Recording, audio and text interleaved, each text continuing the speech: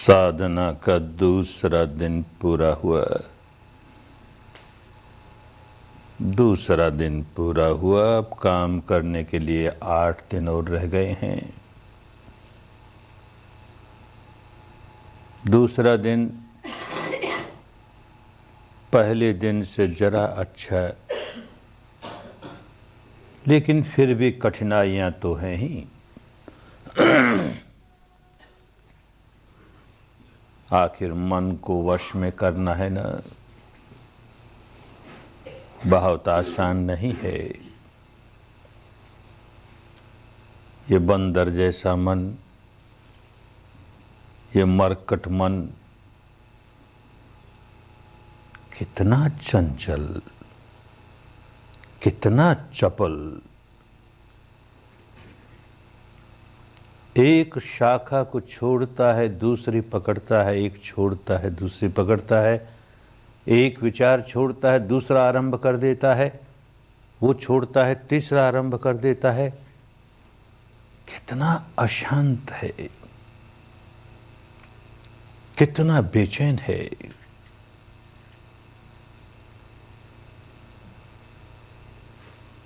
जंगली है। इसे पालतू बनाना है तो बड़े धीरज के साथ काम करना होगा।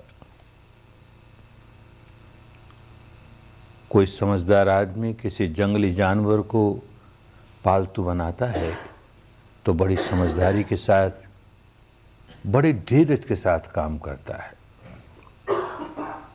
उतावलेपन में वो पशु को अपने वश में नहीं कर पाएगा।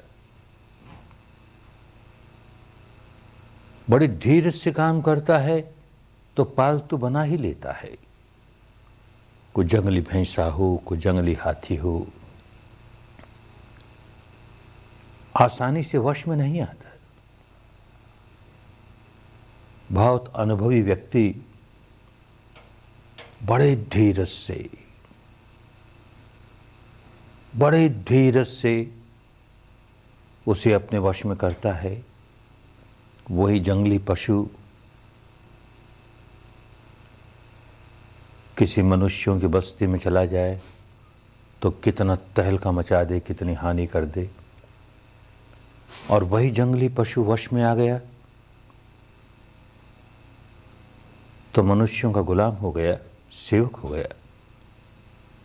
वो जंगली हाथी जिसका सारा बल हमारे लिए इतना खतरनाक था, अब पालतू हो जाने के बाद उसका सारा बल हमारी सेवा में लग गया। ऐसे ही हमारा ये मन जब तक जंगली है, इसकी सारी ताकत हमें नुकसान पहुंचाने के लिए बहुत खतरनाक है। और ये वश में हो जाए, ये पालतू हो जाए तो इसकी सारी ताकत जो हमारे लिए इतनी हानिकारक थी, हमारी सेवा में लग जाए, हमारे कल्याण का कारण बन जाए। और मन की ताकत सामान्य नहीं होती। एक बड़े से बड़े हाथी की ताकत से कई गुना अधिक हानि करती है तो कई गुना अधिक लाभ पहुंचाती है तो कई गुना अधिक। यही काम करने आए हैं कि अपने जंगली मन को, बेकाबू मन को कैसे काबू में ले आएं, कैसे पालतू बना लें, कैसे इसका सारा बल अपने कल्याण में लगा लें। धीरज, बहुत धीरज। जो साधक अधीर हो उठता है, देखो 2 दिन हो गए अभी भी मन नहीं टिकता, या आगे जाके 5 दिन हो गए, देखो अभी भी नहीं टिकता, अभी भी नहीं टिकता, यूं करता है, व्याकुल होता है, तो समझना चाहिए अरे यही तो मेरी पुरानी आदत रही। मन चाही बात नहीं हुई कि मैं व्याकुल हुआ, अनचाही बात हुई कि मैं व्याकुल हुआ। यही तो स्वभाव था। इसी स्वभाव का संवर्धन कर रहा हूं, अब साधना के नाम पर करने लगा। चाहता ये हूं कि एकाग्रता मिल जाए, और एकाग्रता नहीं मिलती तो मनचाही नहीं हुई ना, तो व्याकुल हुआ। हाय रे, 2 दिन बीत गए मेरा मन तो टिका ही नहीं, 2 दिन बीत गए मेरा मन तो टिका ही नहीं। तो व्याकुल होने का स्वभाव उसे ही तो बदलने आए, अशांत रहने का स्वभाव उसे ही तो बदलने आए, और उसका बढ़ावा देने लगे। खूब समझना चाहिए। जब जब देखें कि व्याकुलता आई, किसी भी कारण से आई, मन भटक गया इसलिए आई, मन नहीं टिकता है इसलिए आई, मन में कोई बुरे विचार उठे उसको लेकर पश्चाताप हुआ इसलिए आई, और कोई बात याद आ गई जिससे यहां जी घबराने लगा।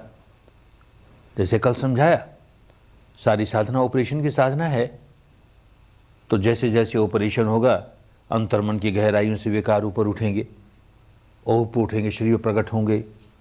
तो जहां कहीं अप्रिय संवेदना शुरू हुई उससे घबराया और हुआ व्याकुल। तो झट होश आना चाहिए। मैं व्याकुल होने नहीं आया, व्याकुलता के बाहर होने आया। इस समय मन एकाग्र नहीं है, इस समय मन भटक गया है। इस समय की ये सच्चाई, बस इस सच्चाई को स्वीकार किया। इस समय मेरा मन भटक गया, इतना ही। उसको बुरा नहीं माने, उसके प्रति क्रोध नहीं करे। चाहे अपने आप पर ही क्रोध करे, क्रोध करेगा तो व्याकुल हो ही जाएगा। सच्चाई जैसी है वैसी है। मन भटक गया, फिर सांस पे ले आए, सांस तो है, फिर शुरू कर दिया। फिर मन भटक गया तो मन भटक गया, फिर होश आया, अरे भटक गया, तो मुस्कुराते हुए फिर सांस पे ले आए। रोना नहीं, व्याकुल होना नहीं, उसी स्वभाव को तो पलटने आए हैं।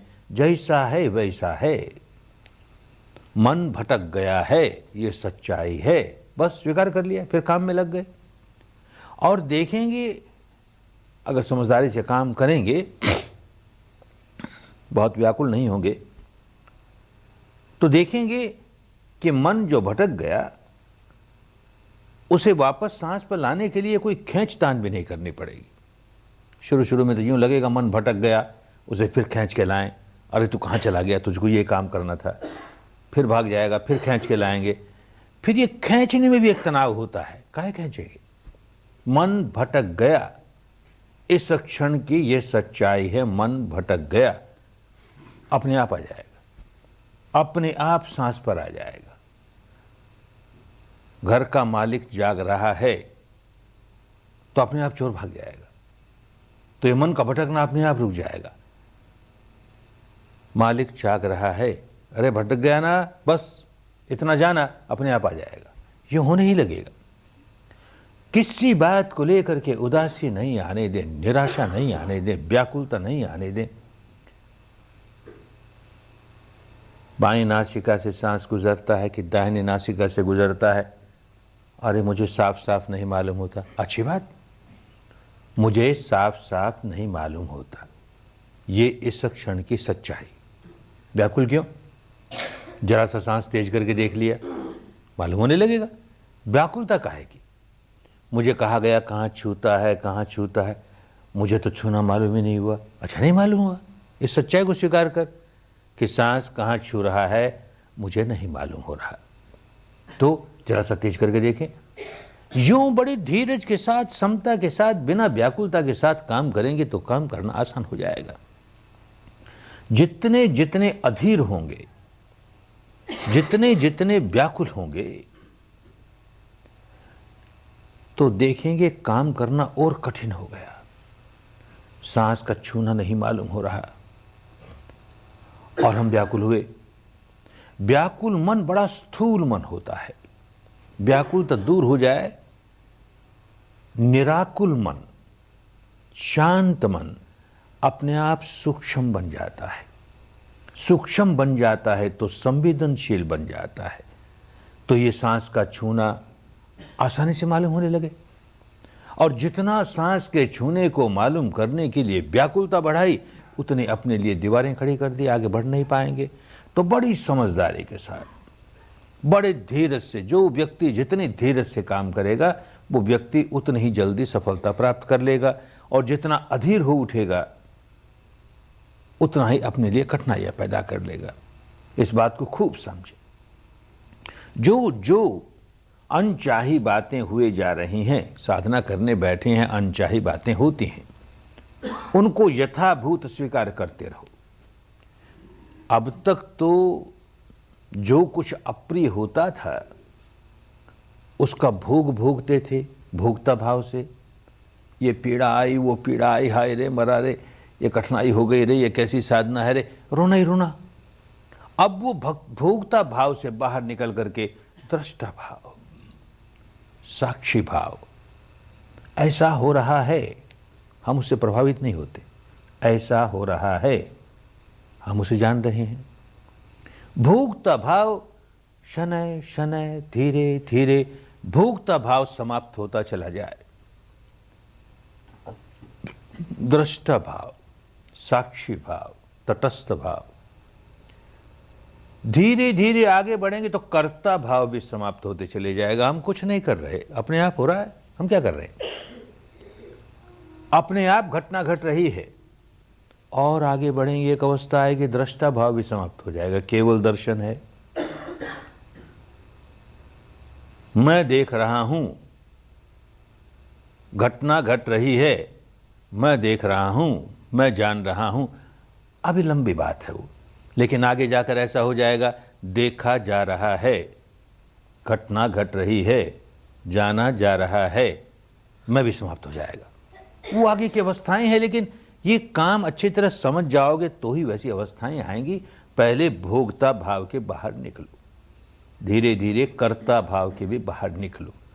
घटना घट रही है, उसे जान रहा हूं, चलो फिलहाल इतना ही, उसे जान रहा हूं, साक्षी भाव से, तटस्थ भाव से, इतना ही शुरू करें तो देखेंगे प्रगति आसान हो गई। एक बात बड़ी अच्छी तरह समझ लेनी पड़ेगी, जिस व्यक्ति को शुद्ध धर्म के रास्ते चलना है, शुद्ध धर्म वो कि जो सार्वजनीन होता है, कुदरत का वो कानून, विश्व का वो विधान, निसर्ग के वो नियम जो सब पर एक जैसे लागू होते हैं। भारत की पुरानी भाषा में उसे धर्म नियामता कहते थे, उसे धर्म कहते थे। वो हिंदुओं का अलग नहीं होता, जैनियों का अलग नहीं होता, बौद्धों का अलग नहीं होता, ईसाइयों का अलग नहीं होता, भारतीयों का अलग नहीं होता, अमेरिकनों का अलग नहीं होता, सब पर, जिसकी हुकूमत सब पर चलती है, सजीव निर्जीव अणु अणु पर जिसकी हुकूमत चलती है, अणु अणु जिस कानून को धारण करता है, और जो अणु अणु को धारण करता है, विश्व का वो विधान जो अणु अणु को धारण करता है, सब पर जिसकी हुकूमत चलती है, उसे ही भारत की भाषा में धर्म कहते थे। सबके लिए एक जैसा है। तो ऐसे सार्वजनीन धर्म के रास्ते चलने वाले व्यक्ति को एक बात बड़ी अच्छी तरह समझ लेनी चाहिए कि भाई ये जिस रास्ते पर चलना है वो मुझे चलना पड़ेगा, इस पर चलने का सारा श्रम मुझे करना पड़ेगा। मैं मेहनत करूं नहीं, परिश्रम करूं नहीं, पुरुषार्थ करूं नहीं और ऐसी तर जाऊं, मुक्त अवस्था तक पहुंच जाऊं, सारे दुखों के बाहर निकल जाऊं, सारे राग के, द्वेष के, सारे विकारों के बाहर निकल जाऊं, ऐसा होने वाला नहीं है, हो ही नहीं सकता। जो इस भ्रम में बैठा हो कि मुझ पर किसी की कृपा हो जाएगी, मुझ पर तो अनुकंपा हो जाएगी और वो अनुकंपा करके, दया करके, कृपा करके मुझे तो उतार ही देगा, तो उसे सोचना चाहिए, क्यों भाई, मुझे क्यों उतार देगा?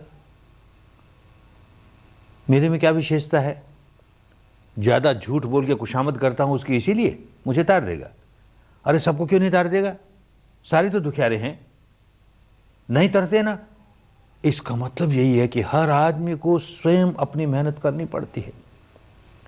कोई ज्यादा से ज्यादा ये करेगा, बड़ी कृपा होगी, बड़ी करुणा होगी, तो रास्ता बता देगा, ये रास्ता है भाई, क्योंकि मैं चला हूं इस रास्ते पर। जो चला है वो बता देगा, मैं इस रास्ते पर चला हूं, तू भी चल, तू भी चल, कदम कदम चल। बहुत होगा थोड़े से कदम अंगुली पकड़ के जैसे साथ चलता हो, बस। कोई हमें अपने कंधे पर उठा करके मुक्त अवस्था तक पहुंचा दे, ये होने वाली बात नहीं। इस भ्रम से, इस भ्रांति से जो व्यक्ति जितनी जल्दी बाहर आ गया, उसके लिए मंगल का रास्ता उतनी जल्दी खुल गया, मुक्ति का रास्ता उतनी जल्दी खुल गया। ये सच है, ये भी एक कुदरत का कानून है, धर्म नियामता है, प्रकृति का नियम है कि हम जैसे ही धर्म के रास्ते चलने लगेंगे, कोई भी व्यक्ति धर्म के रास्ते चलने लगेगा, वैसे ही धर्म की सारी शक्तियां उसकी मदद करने लगेगी, उसकी सहायता करने लगेगी। सारी दृश्य अदृश्य शक्तियां उसकी खूब मदद करेगी। फिर भी चलना स्वयं पड़ेगा, एक एक कदम, एक एक कदम, एक एक कदम, स्वयं चलते चलते अंतिम अवस्था तक पहुंचेगा। इसी के लिए कहा गया, तुम में ही के चंगया तपं अक्खा तारो तथागत। अक्खा तारो तथागत। कोई व्यक्ति तथागत हो गया, बुद्ध हो गया, शुद्ध हो गया, जीवन मुक्त हो गया। क्या तथागत होता है? जो तथता के सहारे, तथता के सहारे चलते चलते चलते आ गया अंतिम अवस्था तक, मुक्त अवस्था तक, वो तथागत हो गया। धर्म का सारा मार्ग तथता के सहारे चलना है, माने सत्य के सहारे चलना है। एक कदम भी कल्पना का सहारा नहीं ले ले। जहां कल्पना का सहारा लिया वैसे ही भटक जाएंगे, मुक्ति के मार्ग से भटक जाएंगे। तथता वो, सच्चाई वो जो अपनी अनुभूति पर उतर रही है। जो सच्चाई किसी अन्य की अनुभूति पर उतरे, हम केवल उसकी कल्पना ही करेंगे ना, हम कैसे जाने ये सच्चाई है? तो क्षण प्रतिक्षण, क्षण प्रतिक्षण जो जो सच्चाई जिस क्षण हमारी अनुभूति पर उतरी, उस क्षण उसी सच्चाई को साक्षी भाव से जानते हुए आगे बढ़ेंगे।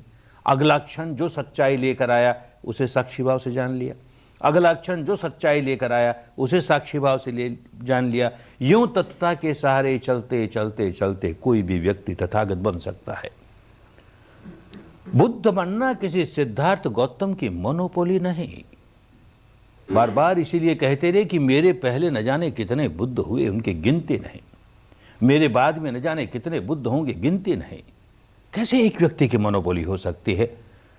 ज्ञान की मोनोपोली, बोधि की मोनोपोली, मुक्ति की मोनोपोली एक व्यक्ति की कैसे हो सकती है? सीधा सीधा धर्म का रास्ता है, जो चले वही पहुंच जाएगा। कठिनाई अवश्य है, मेहनत खूब करनी पड़ती है, खूब परिश्रम करना पड़ता है और स्वयं करना पड़ता है। तुम्हें ये किच्चंग आ तपंग, जो करना है उसका तप तुम्हें करना पड़ेगा। कोई दूसरा करे और मुक्त तुम हो जाओ। प्यास मुझे लगी, पानी कोई और पी ले, मेरी प्यास कैसे बुझेगी रे? भूख मुझे लगी, भोजन कोई और खा ले, मेरी भूख कैसे मिटेगी रे? रोगी मैं हूं, औषधि का सेवन कोई और कर ले, मेरा रोग कैसे दूर होगा रे? बंधन में मैं बंधा हूं, गांठें मैंने बांध रखी है, व्याकुल मैं हूं और व्याकुलता से मुक्त होने के रास्ते पर कोई और चलता है, मैं कैसे व्याकुलता से मुक्त हो जाऊंगा? इतनी सीधी सीधी बात। उलझ गए हम, धर्म के नाम पर न जाने कहां कहां उलझ गए। जितनी जल्दी समझ में आ जाए, स्वयं मुझे ही धर्म के रास्ते कदम कदम चलना पड़ेगा, मुझे ही चलना पड़ेगा। जो आदमी जितनी जल्दी इस बात को स्वीकार कर लेता है और चलने लगता है, बस समझो कि अब उसको दिशा मिल गई, मार्ग मिल गया, तरीका मिल गया। अब वो आगे बढ़ता ही चला जाएगा। और जो इस आशा में बैठे रहा कोई तार देगा, किसी की कृपा हो जाएगी, कोई तार देगा, अनेक जन्म खोए, ये जन्म भी ऐसे खो देगा। स्वयं चलना है, पहले ये दृढ़ता से समझ में आ जाए, स्वयं चलना है। भगवान के जीवन काल की एक घटना, उस समय भगवान श्रावस्ती में एक बहुत बड़ा ध्यान केंद्र था,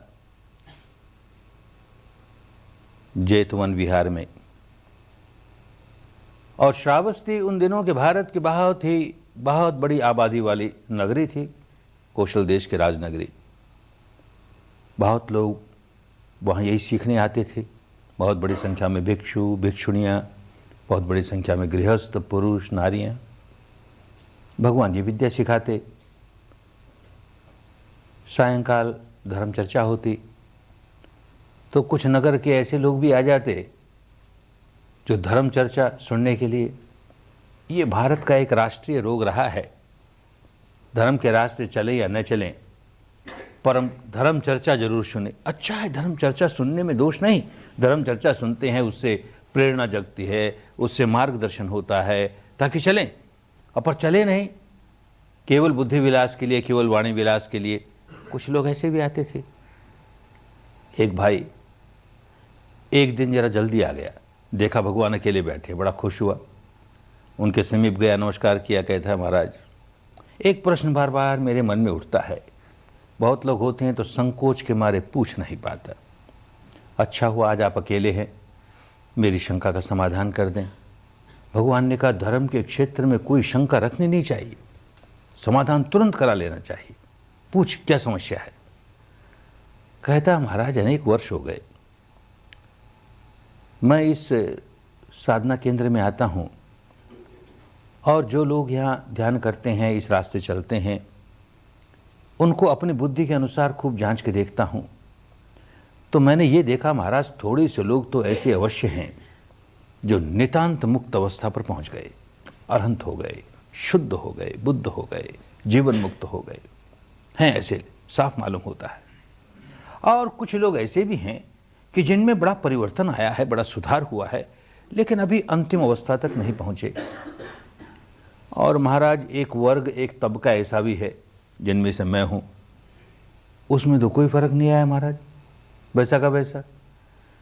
तो शंका ये महाराज, प्रश्न मेरे मन में ये उठता है, कोई आप जैसे महापुरुष के पास आए, आप जैसे महान शक्तिशाली व्यक्ति के पास आए, आप जैसे महान कारुणिक व्यक्ति के पास आए, और महाराज कोरा रह जाए, अधूरा रह जाए, ये कैसी बात।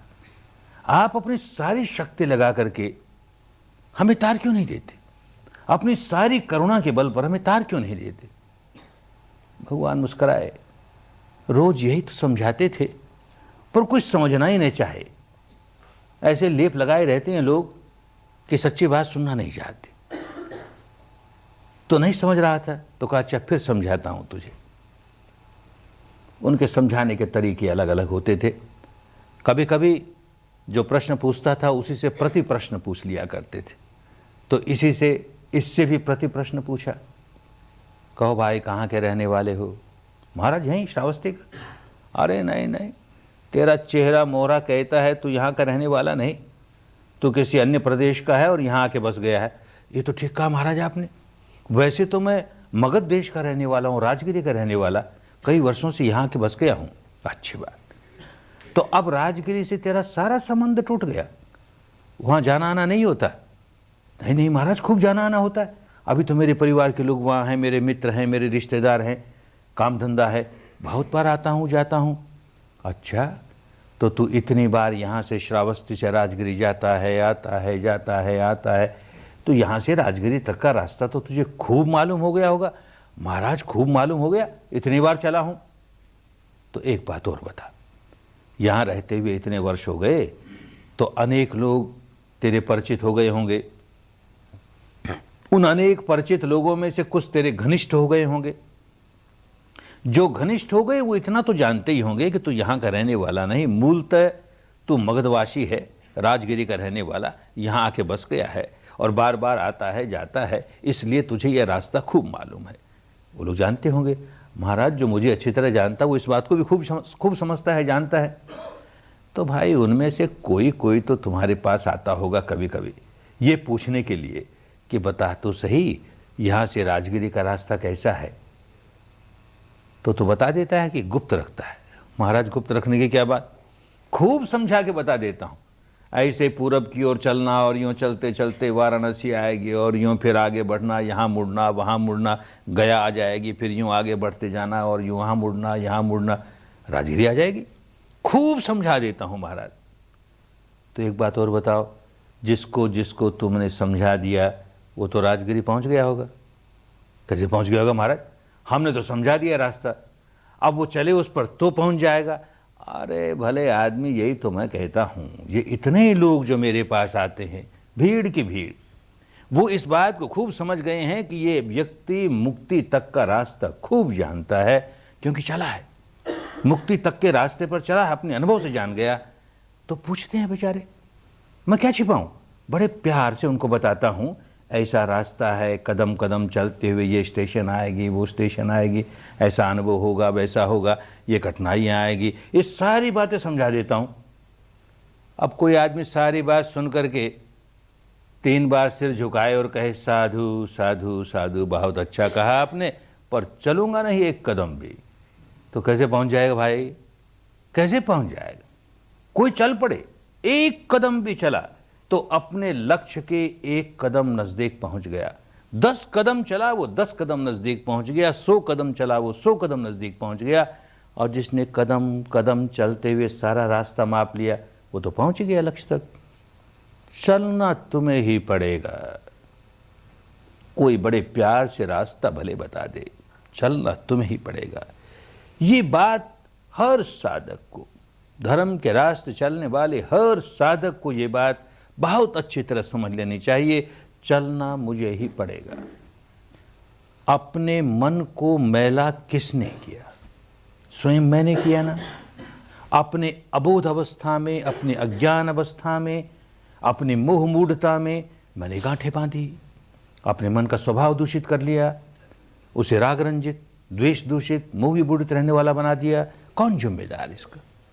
कोई अदृश्य शक्ति उसे क्या पड़ी कि संसार के सारे प्राणियों के मन को विकारों से ग्रस्त कर दो और सबको दुखिया बना दो? किसी को क्या पड़ी? क्यों करेगा कोई? हर व्यक्ति अपनी ही अज्ञानता की वजह से अपने मन को मैला करता है। तो जिम्मेदारी उसी की है कि वो अपना ज्ञान जगा करके, बुद्धि जगा करके, होश जगा करके इस स्वभाव के बाहर निकले, इस गंदगी को दूर करे, जो गांठें बांधी हैं उनको खोले, जो मैल चढ़ाया उसको उतारे। उसी की जिम्मेदारी है। ये प्रकृति का नियम है, इससे छुटकारा नहीं पा सकते। स्वयं चलना पड़ेगा, स्वयं चलना पड़ेगा। जब ये बात समझ में आ जाए कि स्वयं चलना पड़ेगा। दूसरा प्रश्न, क्या रास्ता है जिस पर चलें? धर्म का रास्ता क्या है? भगवान के पास कोई एक बुढ़िया माई आई,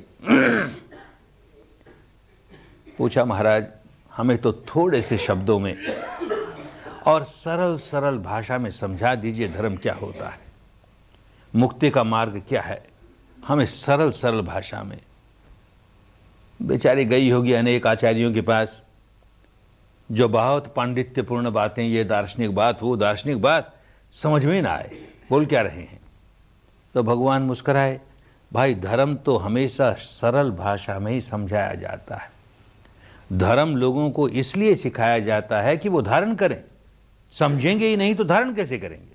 धर्म का रास्ता इसलिए सिखाया जाता है कि उस पर चले। समझेंगे ही नहीं तो चलेंगे कैसे? तो हमेशा जो व्यक्ति बुद्ध बन जाएगा, शुद्ध बन जाएगा, मुक्त बन जाएगा, वो हमेशा बड़ी सरल भाषा में, जनता की भाषा में, बहुत सरल भाषा में लोगों के समझ में आए, इस तरह से धर्म को समझाएगा। तो कह लो हमेशा यही समझाता हूं, तो मैं फिर समझाता हूं। तो क्या समझाया? थोड़े से शब्दों में क्या कहा? सब पाप से करणं कुशल से उपसंपदा सचेत परियोदपनं एतं बुद्धान शासनं। एतं बुद्धान शासनं। शासन पुरानी भाषा में शिक्षा को कहते थे, उपदेश को कहते थे। किसी ने उपदेश दिया और उसके अनुशासन में हम बंध गए, उसने जैसे बताया वैसे हम चलने लगे, तो शासन कहा जाता था। तो बुद्धान शासनं, एक बुद्ध का नहीं, सभी बुद्धों का यही उपदेश होगा। कोई व्यक्ति बुद्ध बन जाए और इसे छोड़ करके और कोई निकम्मी बातें करने लगे तो समझना चाहिए बुद्ध नहीं हुआ अभी, ये कोई दार्शनिक जंजाल में उलझा हुआ है और लोगों को भी उलझा रहा है। ये कोई सांप्रदायिक बाड़े में बंधा हुआ है और लोगों को भी बांध रहा है। इसको शुद्ध धर्म नहीं समझ में आया। बुद्ध होगा तो यही बात कहेगा, इसके अतिरिक्त और कुछ नहीं कहेगा। क्या कहेगा? सब पापस्य अकरणं, सब प्रकार के पाप कर्मों से बचो। कुशलस्य उपसंपदा, कुशल कर्मों की संपदा संचित करो। और से चित्त परियोदपनं, अपने चित्त को निर्मल करो, परिपूर्ण रूप से निर्मल करो। परियोदपनं, बहुत से रास्ते होते हैं जिनमें मानस का ऊपरी हिस्सा निर्मल कर लिया जाता है। केवल बुद्धि के द्वारा हम चाहें तो अपने ऊपर के चित्त को निर्मल कर लेंगे। अच्छा ही है, उतना लाभ तो हुआ, लेकिन वो मुक्ति की बात नहीं हुई। मुक्ति की बात तो तब होगी जबकि सारा का सारा मानस, अंतर मन की गहराइयों तक एक भी हिस्सा नहीं बचेगा, सारा का सारा मानस धुल जाएगा, साफ हो जाएगा। इसी को परियोदपनं, से चित्त परियोदपनं, बस इसके अतिरिक्त और कुछ नहीं। इसी को कहा केवल परिपूर्णं, केवल परिशुद्धं। धर्म परिपूर्ण हो गया इन तीन बातों में। दुष्कर्मों से बचो, सत्कर्मों में लगो और चित्त को निर्मल करो। अब इसमें और कुछ जोड़ने की जरूरत नहीं, पूर्ण है। केवल इतना ही कर ले, मुक्त अवस्था तक पहुंच जाएगा। कुछ जोड़ेगा तो उसे बिगाड़ और देगा, कुछ नहीं जोड़ना। केवलम परिपूर्णं, ऐसे ही परिशुद्धं, इसमें से कुछ निकाल नहीं सकते। निकालने लायक कोई दोषपूर्ण बात है ही नहीं। ये बात तो निकाल दें तो धर्म ज्यादा शुद्ध हो जाएगा, ऐसा कुछ है ही नहीं। इन तीनों बातों में धर्म की परम शुद्धता समाई हुई, परम परिपूर्णता समाई हुई, तो ही समझना चाहिए शुद्ध धर्म है। कुछ और करने का है ही नहीं। सब पापस्य अकरणं, सब तरह के पाप कर्मों से बचो। पाप कर्म क्या हुए? सब तरह के कुशल कर्मों में लगो। कुशल कर्म क्या? पुण्य क्या? पाप क्या? पुण्य क्या? बात तो बड़ी सीधी सीधी, लेकिन यही बात जब दूषित हो जाती है, किसी संप्रदाय के साथ बन जाती है, सार्वजनीन बात है, लेकिन किसी संप्रदाय के साथ जुड़ गई तो बिगड़ गई। अब उसकी अलग अलग परिभाषा, क्या पुण्य है, क्या पाप है, क्या धर्म है, क्या पाप है, इत्यादि इत्यादि।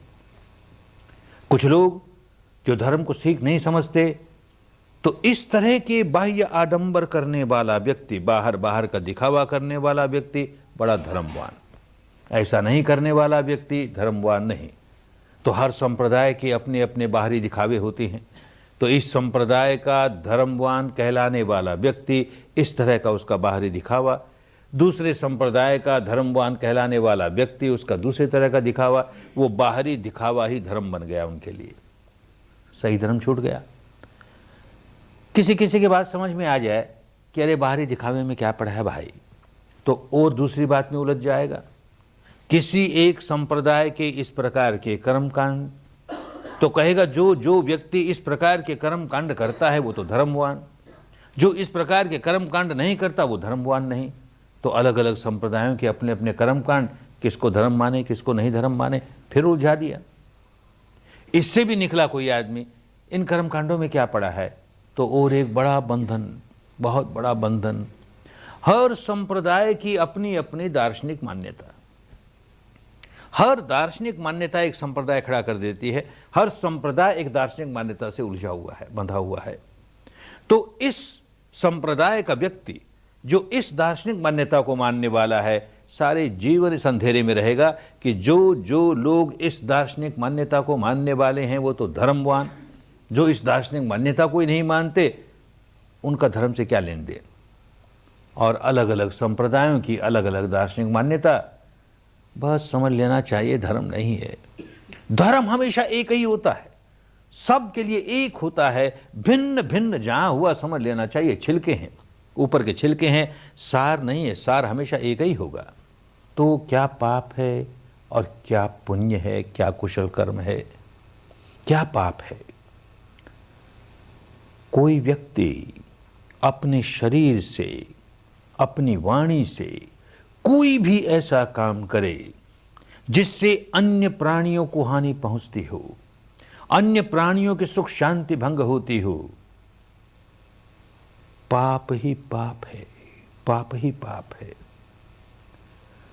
ऐसे ही अपने शरीर से, अपनी वाणी से ऐसा काम करे जिससे अन्य प्राणियों को सुख शांति मिलती हो, उनके कष्ट दूर होते हो, उनको कोई हानि न होती हो, उनका मंगल होता हो, पुण्य ही पुण्य है। सब पर एक जैसा लागू होता है। शरीर और वाणी से कोई दुष्कर्म, क्या दुष्कर्म करेगा? वाणी से कोई कड़वी बात बोलेगा, कोई झूठी बात बोलेगा, कोई कटु बात बोलेगा।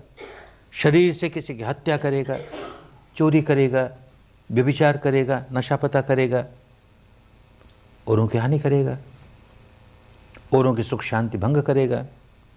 मनुष्य एक सामाजिक प्राणी, उसको समाज में रहना है। गृहस्थ हैं, उनको तो परिवार के लोगों के साथ, समाज के लोगों के साथ रहना ही है। जो घर बार छोड़ करके गृह त्यागी हुए, सन्यासी हुए, सन्यासिनियां हुई, उनको भी समाज से संपर्क बना ही रहता है, कहां भाग के जाएंगे? तो मनुष्य सामाजिक प्राणी है और वो ऐसा काम अपने शरीर और वाणी से करता रहे जिससे आसपास के सारे लोगों की शांति भंग होती रहे, आसपास के सारे लोग व्याकुल होते रहें। तो भाई सीधी सीधी बात है कि मैं अपने आसपास के सारे लोगों को अशांत कर दूंगा, व्याकुल कर दूंगा, मुझे शांति कैसे मिलेगी? मैं अपने चारों ओर आग लगा लूंगा तो वो आग के ताप मुझे भी तो तपाएगी, मुझे शांति शीतलता कैसे मिलेगी? बड़ी सीधी सी बात। समाज में रहना है तो समाज के वो नियम जिनसे कि समाज की व्यवस्था शांति कायम हो, हमको वो नियम पालन करने हैं। ये धर्म की बड़ी ऊपरी ऊपरी बात हुई, लेकिन गहराई में जाएगा तो बात समझ में आएगी। जरा गहराई में जाना शुरू कर देगा, खूब बात समझ में आनी शुरू हो जाएगी। और वो ये समझ में आनी शुरू हो जाएगी कि मैं किसी भी व्यक्ति की हानि नहीं कर सकता, न शरीर से और न वाणी से। तब तक नहीं कर सकता जब तक कि पहले अपनी हानि न कर लूं। बड़ी अजीब बात। ऐसा ही है, कुदरत का नियम ऐसा ही है। हत्या कोई तब तक नहीं कर सकेगा जब तक कि अपने भीतर क्रोध न जगा ले, द्वेष न जगा ले, दुर्भावना न जगा ले, और वो भी इतनी गहरी, तब जाके किसी की हत्या करेगा। चोरी तब तक नहीं कर सकेगा जब तक लोभ न जगा ले, व्यभिचार तब तक नहीं कर सकेगा तब तक वासना न जगा ले। सारे के सारे शरीर और चित्त के दुष्कर्म करने के पहले मन में कोई न कोई विकार जगाना होता है। और जैसे ही विकार जगाया कि कुदरत ने दंड देना शुरू किया, प्रकृति ने दंड देना शुरू किया, धर्म नियामता ने दंड देना शुरू किया। बंधे बंधाए नियम है, कोई करके देख ले। हत्या करता है और अंदर क्रोध ही नहीं आता, द्वेष ही नहीं आता, हंसते हंसते कौन किसी की हत्या करेगा? चोरी करता है, लोभ ही नहीं जागता, व्यभिचार करता है, वासना, कैसे होगा? विकार जागेगा ही।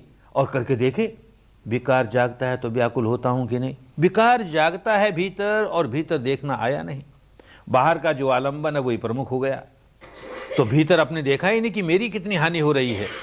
अपनी हानि हो रही है, ये बात धर्म के रास्ते चलते चलते खूब समझ में आने लगेगी।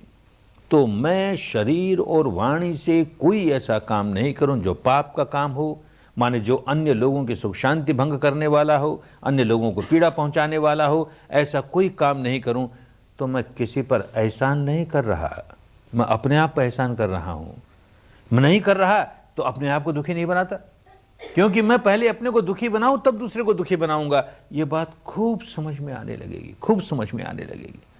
तो धर्म की शुद्धता समझ में आने लगेगी कि भाई जो जो व्यक्ति अपने मन में विकार जगा करके कोई भी दुष्कर्म करता है, पाप का कर्म करता है, वो अपने को हिंदू कहता फिरे कि बौद्ध कहता फिरे कि जैन कहता फिरे कि ईसाई कहता फिरे कि सिख कहता फिरे कि पारसी कहता फिरे कि ब्राह्मण की, क्षत्रिय की, शूद्र की, बनिया, कुछ फर्क नहीं पड़ेगा। कि भारतीय, कि बर्मी, कि अमेरिकन, कि रूसी, कुछ फर्क नहीं पड़ेगा। जो जो व्यक्ति मन को मैला करके शरीर और वाणी से दुष्कर्म करता है, कुदरत उसको तत्काल दंड देती है। बंधे बनाए नियम प्रकृति के, बस यही शुद्ध धर्म है। ठीक इसी प्रकार कुशल कर्म करें। क्या कुशल कर्म?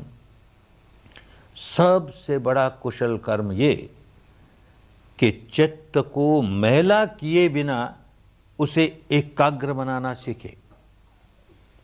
कुशल चित्त की एकाग्रता बड़ी कल्याणकारिणी। सारे अच्छे काम तभी होंगे जबकि हमारा चित्त हमारे वश में होगा। चित्त वश में नहीं है, हमसे कोई अच्छा काम होगा ही नहीं, बुरा ही बुरा काम करेंगे। और चित्त वश में हो जाए और विकारों के साथ हो जाए तो बुरा ही बुरा काम करेंगे, वो एकाग्रता काम नहीं आई। चित्त को निर्मल बना करके एकाग्रता प्राप्त करें तो कुशल ही कुशल काम होगा, कुशल ही कुशल काम होगा। और तीसरा, मान लो कि हमने चित्त को निर्मल बनाया, भी ऊपर ऊपर से निर्मल बनाया, उसको एकाग्र भी किया, पर अनेक जन्मों से जो विकार जगाने का स्वभाव बनाए बैठे हैं, अंतर मन की गहराइयों में अपने विकारों की गांठें, गांठे पर गांठे, गांठे पर गांठे कितने इकट्ठी कर रखी है। कैसा गांठ गंठीला बने हैं भीतर से, सारा मानस गांठ गंठीला, सारा शरीर का रेशा रेशा गांठ गंठीला। पता नहीं, अंदर देखते नहीं ना, देखेंगे तो पता लगेगा कितना गांठ गंठीला हूं मैं, कितना व्याकुल रहता हूं इसकी वजह से। वो जब तक नहीं निकल जाएगा तो ऊपर ऊपर से हजार अपने चित्त को निर्मल कर लें, निर्मल करके एकाग्र भी हो जाएं, लेकिन मुक्ति नहीं मिली, दुखों से मुक्ति नहीं मिली, विकारों से, जड़ों से मुक्ति हो जाएगी, उस दिन सही मुक्ति मिली। इसलिए परियोदपन, पूर्ण मानस, सारा का सारा मानस विकारों से मुक्त होना चाहिए, मैल से मुक्त होना चाहिए। ये तीसरी। इन तीनों को उन दिनों की भाषा में कहा सब पापस्य अकरणं, माने शील सदाचार का जीवन जीना। कुशलस्य उपसंपदा, माने समाधि का जीवन जीना, मन को कुशल करके अपने वश में करने का अभ्यास करना। और से चित्त परियोदपन, अपने अनुभव से ऐसी प्रज्ञा जगानी कि जिससे अंतर मन की गहराइयों तक कोई विकार टिकने न पाए, सब निकल जाए। तो शील समाधि प्रज्ञा, शील समाधि प्रज्ञा, यही शुद्ध धर्म होता है। इस पर न बौद्धों की मोनोपोली होती है, न हिंदुओं की, न जैनियों की, न ईसाइयों की, सबके लिए समान रूप से कल्याणकारी। और इसे हर व्यक्ति आसानी से इसका पालन कर सके। आवश्यक नहीं पहले इस संप्रदाय में दीक्षित हो जाओ, इस बाड़े में बंध जाओ, अपने को इस नाम से पुकारने लगो, तभी इस रास्ते पर चल पाओगे, और अन्यथा चलोगे तो भी लाभ नहीं मिलेगा। पहले बाड़े में बन जाओगे और फिर चलोगे तो लाभ मिलेगा। ऐसी बात है ही नहीं, तो समझो धर्म नहीं है, फिर बाड़ा बंदी है। कहीं ना कहीं को धोखे की बात है। धर्म सार्वजनीन होता है, ये बात समझ करके इस रास्ते चलना है। और जरा रास्ते को जरा विवरण के साथ और समझें, समझाया गया जरा और विवरण के साथ। वैसे तो रास्ते पर चलने वाले व्यक्ति को मोटी मोटी बात रास्ते की समझ लेनी चाहिए, कैसा रास्ता है और कहाँ तक पहुँचाएगा। ये बात नहीं समझेंगे तो मन में शंका होगी, कहाँ जा रहे हैं, क्या कर रहे हैं, इसका क्या रिजल्ट होगा, शंका रहेगी, काम नहीं कर पाएंगे। इसलिए उसको भले बुद्धि के स्तर पर ही समझ लें। चलना जो है वो तो एक एक कदम चलना पड़ेगा। तो जैसे आदमी हाथ में टॉर्च लेकर के एक एक कदम, जिस कदम पर आगे बढ़ना है वहां प्रकाश पड़ना चाहिए, खूब समझना चाहिए ये कदम कैसा, अगला कदम उठाएं तो वो कैसा, अगला कदम उठाएं वो, तो सारा का सारा मार्ग एक एक कदम को बहुत विवरण के साथ समझते हुए आगे चलेंगे। लेकिन एक मोटी मोटी रूपरेखा समझ लें, सारा मार्ग क्या है। उन दिनों की भाषा में इस मुक्ति के मार्ग को, विशुद्धि के मार्ग को, सार्वजनिक धर्म के मार्ग को आर्यो अष्टांगिको मग्गो, आर्य अष्टांगिक मार्ग ये कहा जाता था। अष्टांगिक सीधी सी बात, 8 अंग वाला, अर्यो, आर्य किस माने में आर्य? कि कोई भी अनार्य व्यक्ति जो आर्य नहीं है, ऐसा कोई भी व्यक्ति चले तो इस रास्ते पर चलते चलते आर्य बन ही जाएगा। यह रास्ता इस बात को नहीं देखेगा कि जो व्यक्ति अनार्य है और इस रास्ते पर चल रहा है, वो अपने को हिंदू कहता है कि बौद्ध कहता है कि जैन कहता है कि ब्राह्मण कहता है कि शूद्र कहता है कि अमेरिकन कहता है कि रूसी कहता है, कुछ नहीं देखेगा। जैसे गंगा का जल जो पिए उसकी प्यास बुझ जाएगी, ऐसे ही रास्ता ऐसा कि जो चले इस पर वही आर्य बन जाएगा। क्या आर्य बन जाएगा? 2500 वर्ष में भाषा बदल जाती है, शब्द बदल जाते हैं, शब्दों के अर्थ बदल जाते हैं। आज तो आर्य शब्द एक जाति विशेष के लिए इस्तेमाल होने लगा। बहुत लंबा व्यक्ति, लंबी नाक वाला, बड़ी बड़ी आंखों वाला, गोरा चिट्टा रंग, ऐसे व्यक्ति को आर्य जाति का व्यक्ति। कोई बेचारा काले रंग का हो, घुंघराले बाल वाला हो, मोटे होठ वाला हो, तो यह हबशी जाति का, नीग्रो जाति का व्यक्ति। कोई बेचारा पीले रंग का हो, छोटी छोटी चुंधियाई आंखें हों, चपटी नाक हो, तो यह मंगोलियन जाति का। इस अर्थ में आर्य जाति का, आर्य शब्द का इस्तेमाल होने लगा। 2500 पूर्व की भारत की भाषा में यह अर्थ नहीं होता था। आर्य कहते थे उस व्यक्ति को, चाहे वो गोरा हो चाहे काला हो, लंबी नाक वाला हो चाहे छोटी नाक वाला हो, कुछ फर्क नहीं पड़ता। वो व्यक्ति जो संत बन गया, जो सत्पुरुष बन गया, जो निर्मल चित्त बन गया, सज्जन बन गया, भला आदमी बन गया, वो आर्य बन गया। क्योंकि धर्म के रास्ते चला है। धर्म के रास्ते चलते चलते चलते अपने मन को जिसने निर्मल कर लिया, अपने मन की गांठें खोल ली, निर्ग्रंथ हो गया, ऐसा व्यक्ति आर्य हो गया। और जो धर्म के रास्ते नहीं चलता है वो अनार्य है। हीनो गम्मो पोथो जनिको अनर्यो अनर्थ संगीतो। जो अनार्य होगा, बड़ा हीन, बड़ा गंवार, मूर्ख, अनर्थ ही अनर्थ करने वाला, अपना भी अनर्थ करने वाला, औरों का भी अनर्थ करने वाला, ऐसा व्यक्ति उन दिनों की भाषा में अनर्यो अनर्यो अनर्यो कहा जाता था। अनार्य है। 2500 वर्ष में यही शब्द अनर्यो अनर्यो अनर्यो बदलते बदलते आज की हिंदी भाषा में अनाड़ी हो गया। याद में बड़ा अनाड़ी है। अनाड़ी क्या? अनर्यो है, अनारी है। अनार्य का अनाड़ी हो गया, होश नहीं है। क्या कर रहा है इसे होश नहीं है, अपनी हानि करता है, औरों की हानि करता है। इस अर्थ में जो अनाड़ी है, जिसे होश नहीं है, जो मूड है, अपनी भी हानि करता है, औरों की भी हानि करता है, ऐसा कोई व्यक्ति हो, इस रास्ते पर चलते चलते चलते आर्य बन ही जाएगा, संत बन ही जाएगा। इस माने में अर्यो मग्गो, अठंगी को, आठंग वाला। क्या 8 अंग हैं धर्म के? वही 3 विभाजन, शील, समाधि, प्रज्ञा। तो शील के अंतर्गत धर्म के 3 अंग आए, समाधि के अंतर्गत धर्म के 3 अंग आए, और प्रज्ञा के अंतर्गत धर्म के बचे हुए 2 अंग आए। तो शील के अंतर्गत तो क्या 3 अंग आए? सम्मा वाचा, सम्मा कम्मंतो, सम्मा आजीवो। पुरानी भाषा है। सम्मा माने सम्यक। सम्यक कहते हैं जो सही हो, जो ठीक हो, और जो स्वयं अपनी अनुभूति पर उतारे। सम्मा वाचा, वाणी हमारी सम्यक हो, सही हो, ठीक हो। कौन सी वाणी सही होती है? जो निर्मल है। कौन सी वाणी निर्मल होती है? जो औरों की हानि नहीं करती।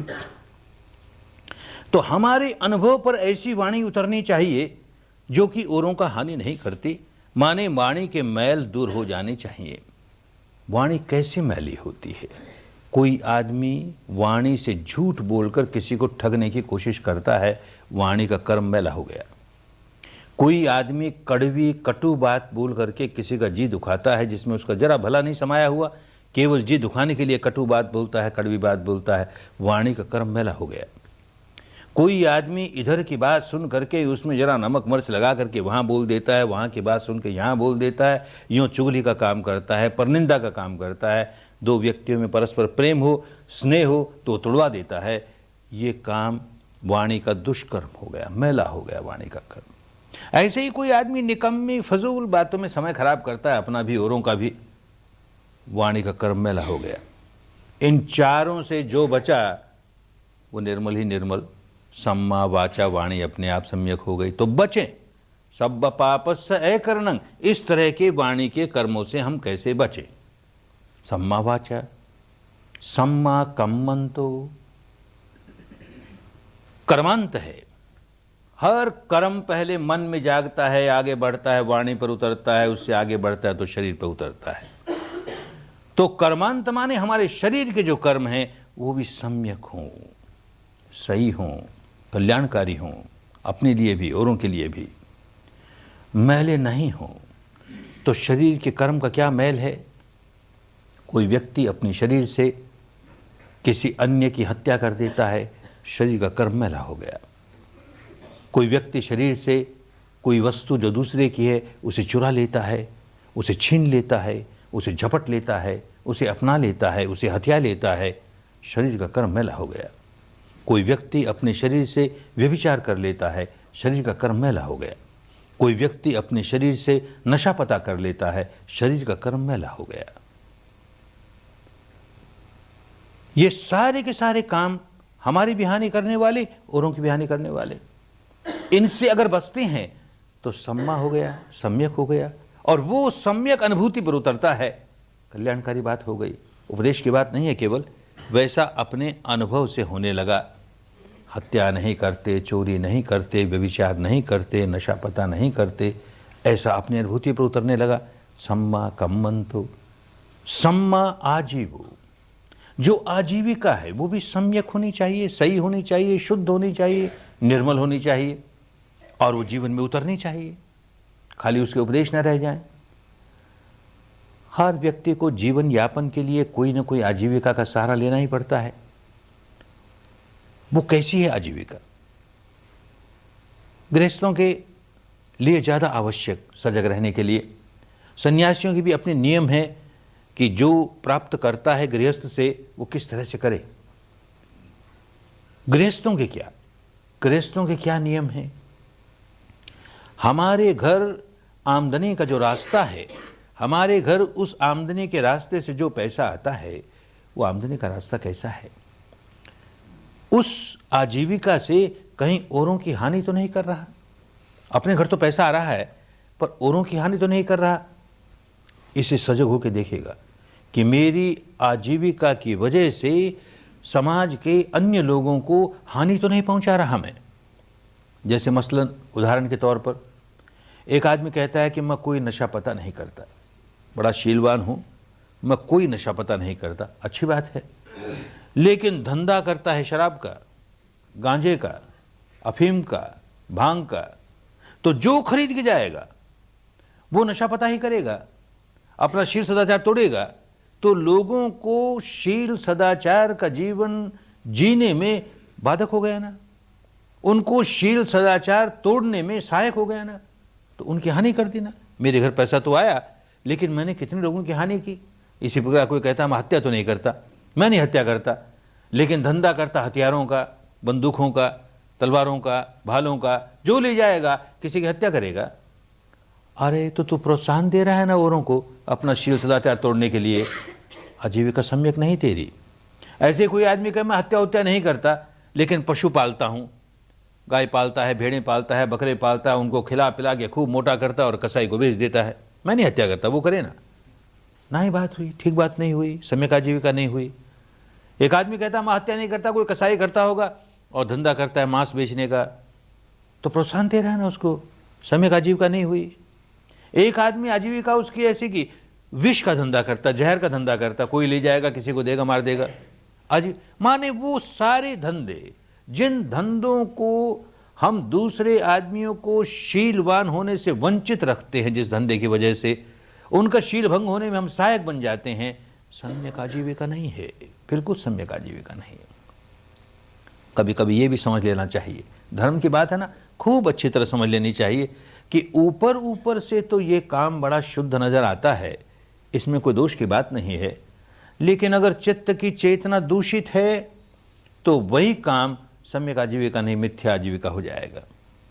एक उदाहरण बताएं, वर्षों पहले जबकि शुद्ध धर्म का की कोई जानकारी ही नहीं थी, उस पर चलना तो बहुत दूर की बात हुई। उन दिनों की बात है, घर का कोई एक परिवार का सदस्य बहुत बीमार पड़ गया। बहुत बीमार पड़ा।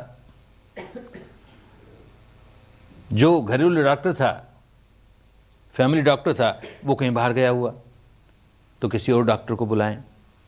तो वहाँ का एक और प्रसिद्ध डॉक्टर रंगून का जानता था कि वो बुलाने से आएगा नहीं, लेकिन फिर भी हिम्मत करके चला गया कि बुला के लाएं किसी तरह से, खुशामद करें उसकी। रोगी बहुत ज़्यादा रोगी है, उसके यहाँ बहुत भीड़ रहती है।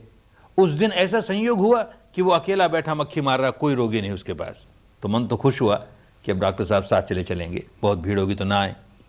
लेकिन कौतूहल के मारे पूछ लिया कि डॉक्टर साहब आपके पास रोज इतनी भीड़ रहती है, आज क्या बात हुई, भीड़ नहीं है? तो बड़ा उदास चेहरा बना के कहता है कि भाई क्या बताएं, इस सीजन में तो गांव में, नगर में कोई न कोई बीमारी फैलती ही है। इस साल क्या हुआ पता नहीं, कोई बीमारी नहीं फैली। अरे कैसा डॉक्टर है, ये चाहता है कि बीमारियां खूब फैले तो मेरे घर में खूब आमदनी हो, लोगों को ज्यादा से ज्यादा बीमार देखना चाहता है। आजीविका तो अच्छी, डॉक्टर की आजीविका बुरी नहीं होती। किसी का की चिकित्सा करके उसको रोग के बाहर निकाल करके अपनी आजीविका चलाता है, अच्छी बात है ना, बुरी बात नहीं। लेकिन इस डॉक्टर को देखो, सारे डॉक्टर ऐसे नहीं हुआ करते।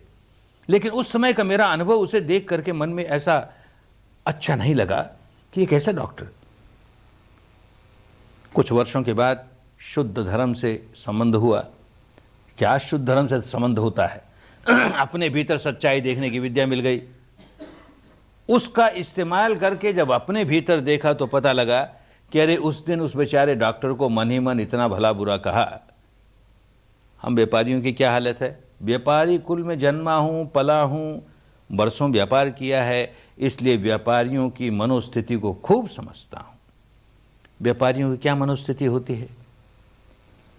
कहीं दुनिया में लड़ाई लग जाए, विश्व युद्ध शुरू हो गया, अकाल पड़ जाए, दुर्भिक्ष पड़ जाए, कुछ ऐसी अवस्था आ गई कि जिससे कंज्यूमर गुड्स की तंगी हो गई, और तंगी हो गई तो दाम बढ़ने लगे। तो हम व्यापारी लोग अपनी व्यापारी भाषा में कहते हैं बाजार सुधर रहा है। हमारे लिए बाजार सुधर रहा है ना, बहुत पैसे आएंगे, लोगों को चाहे जितनी तकलीफ हो, हमारे लिए दाम बढ़ना, चीजों का दाम बढ़ना, हमारी मनोवृत्ति है कि चीजों का दाम बढ़ना अच्छी बात है, इसी में कमाई होगी।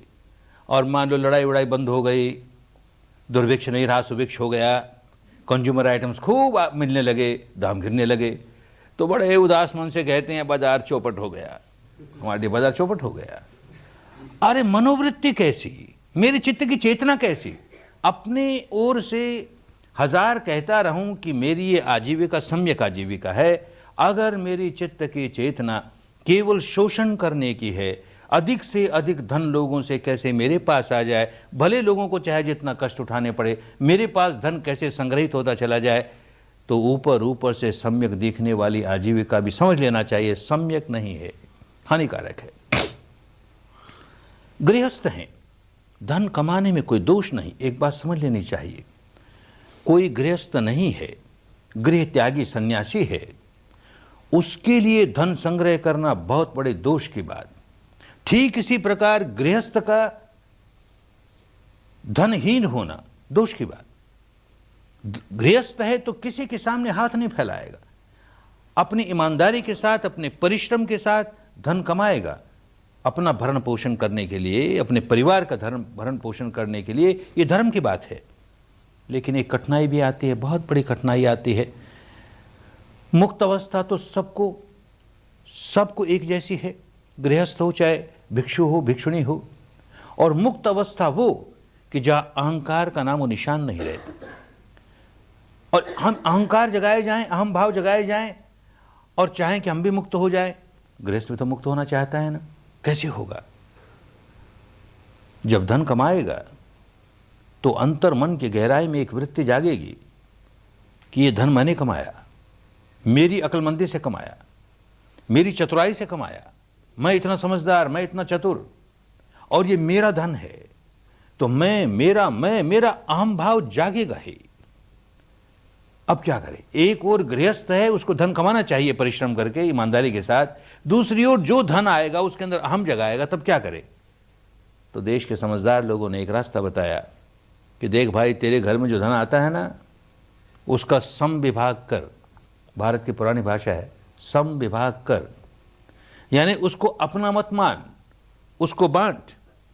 गृहस्थ है, अपने आप का भरण पोषण करना है, अपने परिवार का भरण पोषण करना है, इसमें कोई दोष की बात नहीं। लेकिन अपना भरण पोषण करके, परिवार का भरण पोषण करके कुछ हिस्सा बचा और उसे बांट लोगों को। समाज का हिस्सा है। ये सारा धन तेरे पास आया, कहां से आया? समाज से आया, लोगों से आया। और इन लोगों को बदले में तू क्या दे रहा है? तो अधिक कमाए तो अधिक, कम कमाए तो कम। हर गृहस्थ के लिए आवश्यक है कि जो धन कमाता है उसका एक हिस्सा बांटे, अवश्य बांटे। दूसरी बात, विपश्यना के रास्ते पर आने वाले व्यापारी वर्ग के लोग बार बार आके पूछते हैं, कहते हैं कि क्या करें, सारे समाज की व्यवस्था, शासन की व्यवस्था इतनी बिगड़ी हुई है कि हम चाहते हैं ईमानदारी से धंधा करें, नहीं कर पाते, तो क्या करें? उनकी बात खूब समझ में आती है, क्योंकि स्वयं व्यापार धंधे में से गुजरा हूं, परिवार के लोग कर रहे हैं, इसलिए खूब समझता हूं। तो एक बात कहता हूं उनसे कि भाई, जहां ये बिगड़ी हुई व्यवस्था तुमको घुटना टेकने के लिए मजबूर करती है, उसको एक बार अलग रखो। तुम कम से कम उन बातों में तो दोष का काम मत करो जिसमें तुम्हारा अधिकार है। एक बात तो तुम्हें समझ लेनी चाहिए, जो लोग विपश्यना के रास्ते चलना चाहते हैं और व्यापारी हैं, एक बात तो उनको अच्छी तरह समझ लेनी चाहिए कि मेरे घर में जो धन आता है वो मेरे ग्राहक की पॉकेट से आता है। तो मेरा ग्राहक मेरा अन्नदाता, उसका दिया हुआ अन्न खाता हूं। अपने अन्नदाता को कभी धोखा नहीं दूंगा, अपने ग्राहक को कभी धोखा नहीं दूंगा। क्वालिटी में कि क्वांटिटी में कि माप में कि तोल में, किसी काम में धोखा नहीं दूंगा। इतना तो तुम कर सकते हो ना। इसमें राज्य की व्यवस्था क्या कहती है? इसमें और बात क्या कहती है? ये तो तेरा लोभ है ना कि तू उसको धोखा देता है अपने ग्राहक को। बस आरंभ करने वाले व्यक्ति को, विपश्यना के रास्ते चलने वाले व्यापारी व्यक्ति को ये दो बातें गांठ बांध लेनी चाहिए कि मैं अपने ग्राहक को धोखा नहीं दूंगा, एक बात, और जो धन आएगा उसका एक हिस्सा बांटूंगा, लोक कल्याण में लगाऊंगा, सम विभाग करूंगा। तो सम्यक आजीविका हो गई, तो मिथ्या आजीविका नहीं है। अन्यथा ये दो काम नहीं करता है और वो 4-5 तरह के व्यापार भी नहीं करता है, तो भी आजीविका सम्यक नहीं हुई। मनोवृत्ति केवल संग्रह करने की है, औरों को हानि पहुंचे तो पहुंचे, मेरे पास संग्रह हो जाए, हानिकारक बात होगी। सम्मा आजीवो, ये तीनों के तीनों शील के अंतर्गत आए। अब समाधि के अंतर्गत 3 और आए, सम्मा वायामो, सम्मा सति, सम्मा समाधि। सम्मा वायामो, सम्यक व्यायाम, ठीक तरह का व्यायाम, परिश्रम, पुरुषार्थ, मेहनत।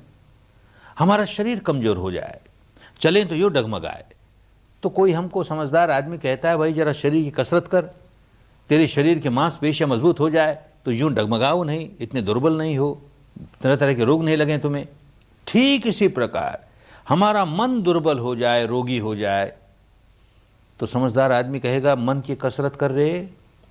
और ये 2 दिन काम करके सबने देख लिया ना, कैसा रोगी मन लिए चल रहे हैं, कितना दुर्बल मन, कितना डगमगाता है, हर क्षण कभी यहां डगमगाया, कभी वहां डगमगाया। ऐसा दुर्बल मन, ऐसा रोगी मन, कसरत चाहिए।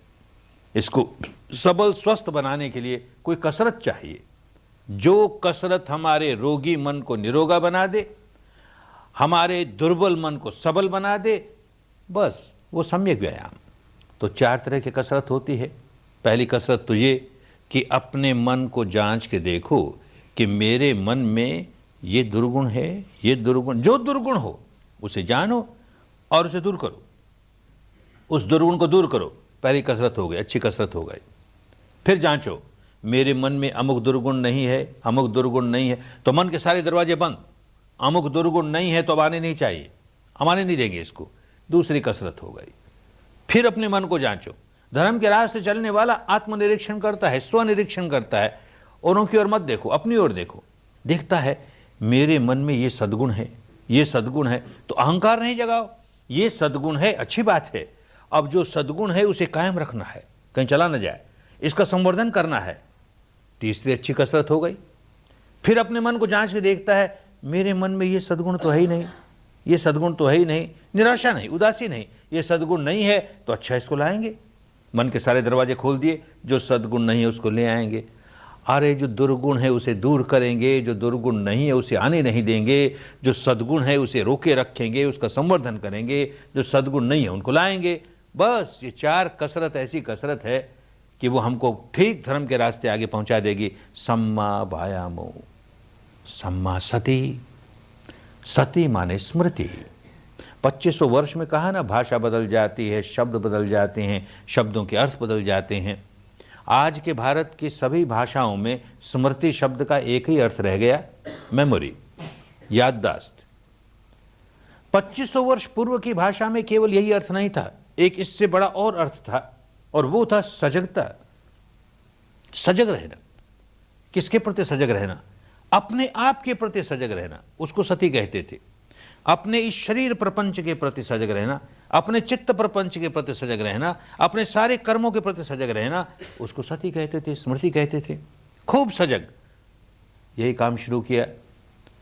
कल और आज यही तो कर रहे हैं ना, अपने बारे में, अपने शरीर और चित्त के बारे में क्षण प्रतिक्षण जो सच्चाई प्रकट हो रही है उसको जान रहे हैं। सांस आता है, जाता है, आता है, जाता है, इस नासिका से उस नासिका से, उसे जान रहे हैं। छूता है, यहाँ छूता है, वहाँ छूता है, उसे जान रहे हैं। ये सती का काम।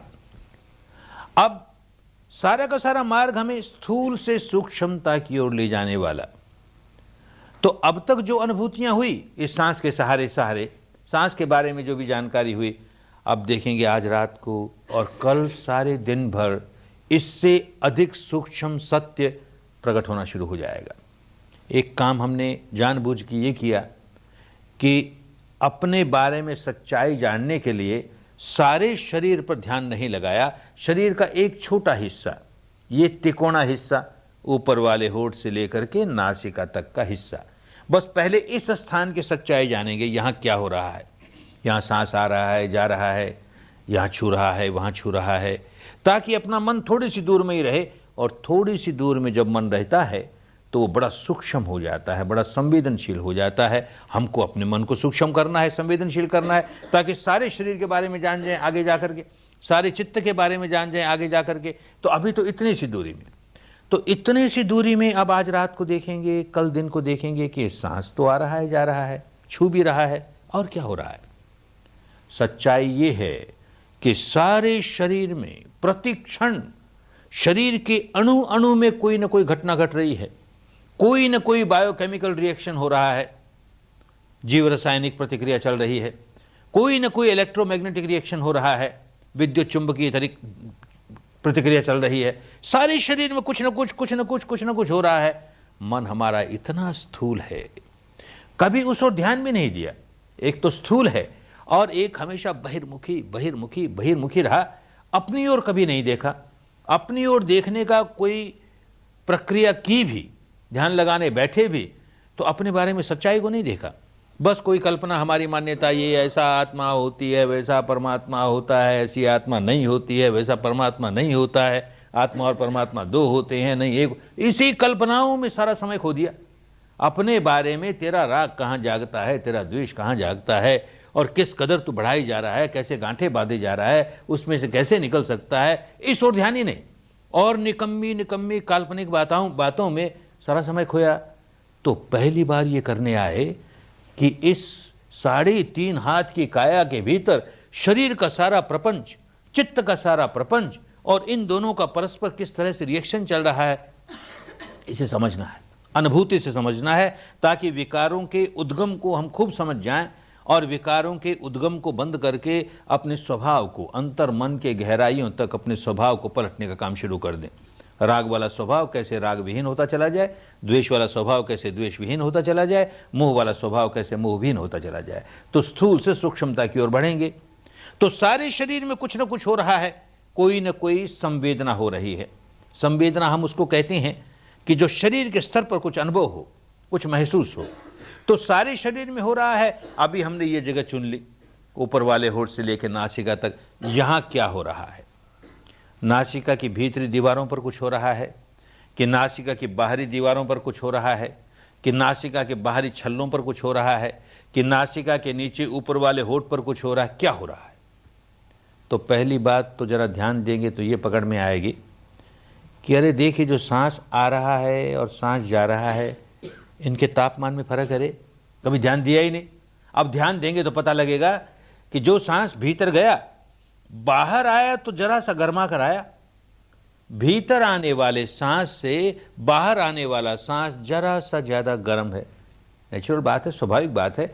हमारे शरीर के भीतर का टेम्परेचर ज्यादा है, बाहर के वातावरण का टेम्परेचर कम है। तो बाहर के वातावरण की हवा भीतर गई और भीतर के गर्म वातावरण को छुई, बाहर निकली, जरा से गर्मा के निकली। कभी जाना नहीं था क्योंकि ध्यान नहीं दिया। बात तो हमेशा वही होती थी। पहली बात ये। और जरा सा ध्यान देंगे तो अब धीरे धीरे, अच्छा सांस को छोड़, सांस आ रहा है जा रहा है, सांस को जाने बिना भी और क्या घटना घट रही है। सांस की वजह से ये गर्मी मालूम हुई, सर्दी मालूम हुई, ये तो एक घटना हुई। और क्या हो रहा है? ध्यान देंगे तो पता लगेगा कि सांस आए या ना आए, जाए या ना जाए, कुछ और भी हो रहा है। कभी लगेगा गर्मा रहा है, कभी लगेगा शीतल सा हो रहा है, कभी लगेगा पसीज रहा है, कभी लगेगा कोई खुजलाहट सी हो रही है, कभी लगेगा कोई सुरसुराहट सी हो रही है, कभी झुंझुनाहट सी हो रही है, कभी कोई स्फुरना सी हो रही है, कभी कोई स्पंदन सा हो रहा है, कोई धड़कन सी, कोई फड़कन सी, कोई सिहरन सी, कोई पुलकन सी, न जाने क्या क्या होते रहता है।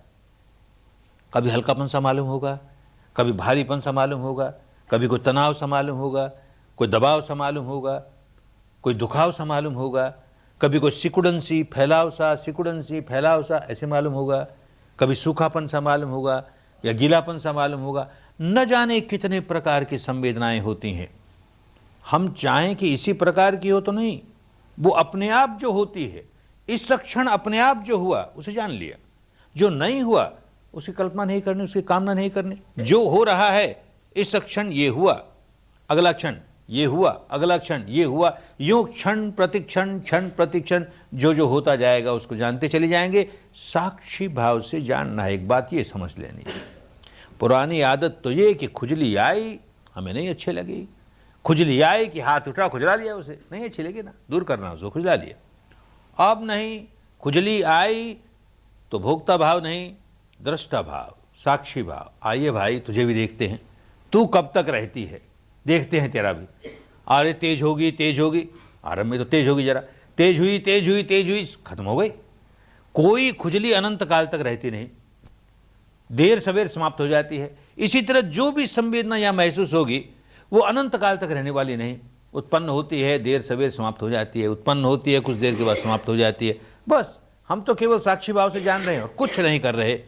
ऐसा आज रात और कल दिन भर करेंगे, फिर देखेंगे धीरे धीरे हम और सूक्ष्मता की ओर बढ़ते चले गए, और सूक्ष्मता की ओर बढ़ते चले गए। ये सती, जहां कल्पना नहीं हो, जहां सच्चाई अपनी अनुभूति पर उतरे, सम्मा सती है ना, अपनी अनुभूति पर उतरे, और सच्चाई भी अपने से संबंधित, अपने शरीर और अपने चित्त से संबंधित, और बातों से लेन देन नहीं। अपना चित्त प्रपंच, अपना शरीर प्रपंच, और इन दोनों के संग्रह से, इन दोनों के समुच्चय से क्या हो रहा है उसको जानने का काम हर संवेदना, शरीर और चित्त का प्रपंच। सम्मा सती, सम्मा समाधि, कुशल चित्त की एकाग्रता, उसे सम्मा समाधि कहते हैं। केवल चित्त की एकाग्रता, उसे समाधि कहते हैं। सम्मा समाधि, सम्यक समाधि हो। चित्त बहुत मैला है, राग से भरा हुआ है, और राग के आधार पर हमने चित्त को एकाग्र कर लिया, द्वेष के आधार पर चित्त को एकाग्र कर लिया, किसी कल्पना के झूठ के आधार पर चित्त को एकाग्र कर लिया। सम्मा समाधि नहीं हुई। एक उदाहरण से समझें। एक बगुले को देखा होगा, पानी के किनारे खड़ा है, कैसे एक टांग पर, जरा भी नहीं हिलता, खूब समाधिस्थ है, बड़ा ध्यानस्थ है। लेकिन किस बात में समाधिस्थ है? ध्यान लगाया हुआ है कि पानी में कहीं मछली दिख जाए और हड़प कर ले, समाधिस्थ तो है ही वो। एक बिल्ली को देखा होगा, चूहे के बिल के पास कैसे खड़ी है, हिलती नहीं, एक रोआ भी नहीं हिलता, बड़ी समाधिस्थ है, को चूहा निकले हड़प कर ले। किसी शिकारी को देखा होगा, कैसे अपनी दुनली बंदूक पर ध्यान लगाए बैठा है, कोई सामने शिकार आए धाई मार दे। सारी समाधियां ही है ना, ध्यान ही है ना, एकाग्रता ही है ना। सम्मा नहीं, अपने काम की नहीं। दुनिया में बुरे से बुरा काम भी चित्त को एकाग्र करके किया जाता है। केवल चित्त की एकाग्रता हमें मुक्त अवस्था तक नहीं ले जाएगी। ऐसी एकाग्रता जिसका आधार मैल नहीं हो, राग नहीं हो, द्वेष नहीं हो, मोह नहीं हो, वो हमारे कल्याण की बात। तो इस क्षण जो घटना घटी उसके प्रति राग नहीं है, द्वेष नहीं है और कोई कल्पना नहीं है। सांस आ रहा है तो कोई कल्पना नहीं है, सांस आ रहा है उसके प्रति राग नहीं है, द्वेष नहीं है। सांस छू रहा है उसके प्रति राग नहीं है, द्वेष नहीं है, कोई कल्पना नहीं है। खुजली आए कि गर्म आया कि झंझनाहट हुई, कि सुरसुराहट हुई, कि गुदगुदाहट हुई, उसके प्रति कोई राग नहीं है, कोई द्वेष नहीं है और वो सच्चा है, कोई कल्पना नहीं है। बस ऐसा क्षण प्रतिक्षण उसे जानते जानते कितने लंबे अरसे तक जानते चले गए, उतनी समाधि मजबूत होती चली गई। यही करना है, यही काम करने आए। इसके आगे की जो प्रज्ञा का क्षेत्र है जिसमें धर्म के 2 अंग और बाकी हैं, आज चर्चा नहीं करेंगे, उसकी चर्चा कल करेंगे, क्योंकि उस क्षेत्र में हमें परसों उतरना है। अभी तो शील का पालन करते हुए और यहाँ रहते हुए शील का पालन करने में कोई कठिनाई नहीं, परिस्थितियाँ ही हमको शील का पालन करने में सहायक हैं। केवल एक शील, ये जो सत्य बोलने का, उसमें कभी कठिनाई आ जाएगी, परस्पर बात करोगे, कुछ झूठ बोल जाओगे, शील भंग हो जाएगा। या मार्गदर्शक बुला करके पूछेगा और उसमें कोई बात बढ़ा चढ़ा के बोल दोगे या छिपा के बोल दोगे, शील भंग हो जाएगा। बड़ा सजग रहो इस बात के लिए, इस शील को। बाकी 4 शील तो यहाँ रहते हुए आसानी से पालन हो जाएंगे। तो 5 शीलों का बड़ी कड़ाई से पालन करते हुए अपनी समाधि को पुष्ट करने का काम करें। कल शाम को प्रज्ञा की बात खूब अच्छी तरह समझेंगे और परसों फिर प्रज्ञा के क्षेत्र में कदम रख देंगे। जो समय हाथ में है, 8 दिन बाकी हैं, अभी बहुत थोड़े होते हैं। 8 दिन इतने बड़े काम के लिए बहुत थोड़े होते हैं। इनका बहुत अच्छा उपयोग हो, बड़ी समझदारी के साथ उपयोग हो। अरे ऐसा अवसर जीवन में न जाने फिर मिलेगा कि नहीं मिलेगा। बड़े भाग्य से, बड़े पुण्य से प्राप्त होता है। मनुष्य का जीवन ही बड़े पुण्य से प्राप्त होता है और मनुष्य के जीवन में शुद्ध धर्म मिलना बहुत बड़े पुण्य की बात होती है। नहीं तो न जाने मनुष्य का जन्म किस तरह कर्म कांडों में बीत जाता, किस तरह सांप्रदायिक उलझनों में बीत जाता, किस प्रकार दार्शनिक मान्यताओं में उलझ जाता। सही धर्म क्या है समझ में ही नहीं आता, पालन करना तो बहुत दूर। तो बड़े भाग्य की बात हुई मनुष्य का जीवन मिला है, बड़े भाग्य की बात हुई शुद्ध धर्म मिला है, बड़े भाग्य की बात हुई उसके बारे में श्रद्धा जागी है। अब काम किए जाओ, काम किए जाओ, समय का खूब अच्छा उपयोग हो। किसी पर एहसान करने के लिए नहीं, किसी को खुश करने के लिए नहीं, अरे अपने भले के लिए, अपने मंगल के लिए, अपने कल्याण के लिए। बड़ा मंगलकारी होता है धर्म। धर्म का धारण करना बड़ा कल्याणकारी होता है। जो जो शिविर में आए हैं, धर्म के रास्ते चल करके खूब पके, खूब मंगल हो, खूब कल्याण हो, खूब स्वस्थ मुक्ति हो, स्वस्थ मुक्ति हो। भवत सर्व मंगलं भवत सर्व मंगलं भवत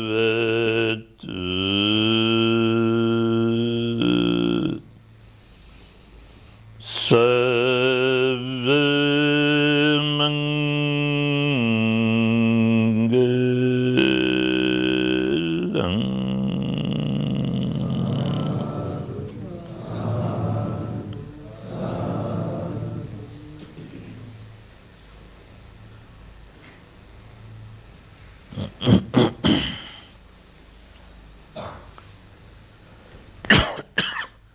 चाहे तो 5 मिनट विश्राम कर लें, उसके बाद फिर काम शुरू करेंगे। 5 मिनट विश्राम कर लें।